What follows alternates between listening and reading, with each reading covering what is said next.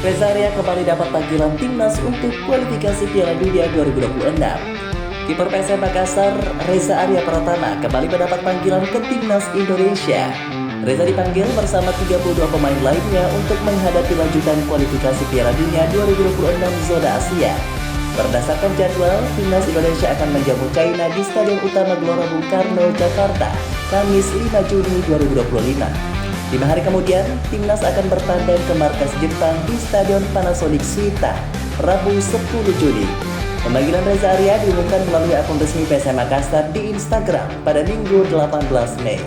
Bagi Reza Arya, ini menjadi panggilan pertama setelah hampir 2 tahun. Ia terakhir dipanggil saat timnas masih dilatih Sinteyong pada pertengahan 2023. Reza sempat mengalami masa sulit di awal musim 2024-2025. Pasalnya harus absen selama 7 bulan akibat operasi posterior cruciate ligament PCL. Selama masa pemulihan, posisinya digantikan oleh Hilmansyah. Kiper bernomor punggung 30 ini baru kembali memperkuat PSM Makassar pada akhir Desember 2024. Meski lama menepi, performa Reza tidak menurun, justru kematangannya semakin terlihat.